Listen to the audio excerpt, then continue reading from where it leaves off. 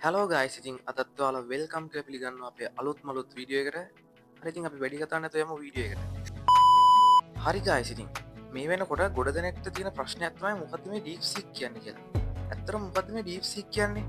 කොටින්ම කිව්වොත් ChatGPT හදපු ඇමරිකානු ආර්ථිකයට අමතක නොවන පාඩ උගන්වපු සුප්‍රීම නිෂ්පාදනයක් තමයි DeepSeek කියන්නේ. ඇත්තටම මේ DeepSeek කියන්නේ ChatGPT වගේම large language model එකක්. එතකොට මේ DeepSeek කියන එකේ version 3 එක රිලීස් වුණේ 2024 දෙසැම්බර් අවසානයේ. එතකොට මේ DeepSeek චීන සමාවක විසින් තමයි එළියට දාලා තියෙන්නේ. ඒක දින හොඳම කතාව තමයි ChatGPT version 4 එකට වඩා DeepSeek Advanced. අනිත් ලස්සනම කතාව තමයි මෙයාලා මේක open source කරලා තියෙන්නේ. දැන් ගොඩ දෙනෙකුට තියෙන ප්‍රශ්නයක් තමයි open source කියන්නේ මොකක්ද කියලා.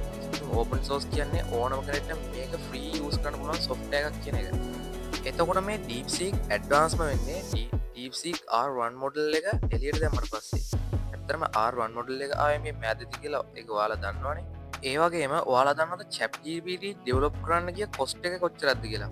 ඇත්තටම ChatGPT develop කරන්න ඇමරිකානු රජයට ගිහිල්ලා දෙනවා ඩොලර් මිලියන 100ක්.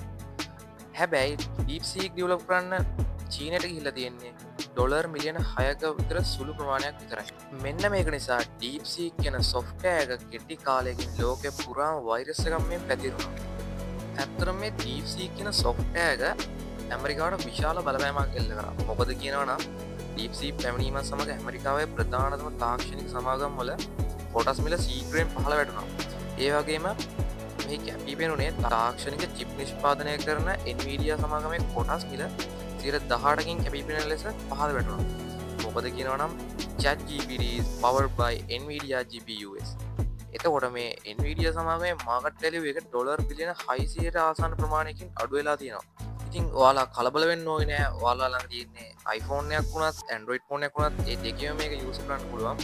ඉතින් ඔයාලත් මේක try කරලා බලන්න. ඒ කියන්නේ DeepSeek කියන software එක පොඩ්ඩක් try කරලා බලලා ChatGPT try කරන්න. ඔයාලට මේ දෙකෙන් කොයිකද advanced කියලා හිතන software එක අනිවාර්යෙන් මේ වීඩියෝ එකට පහලින් comment එකක් දාන්න යන්න.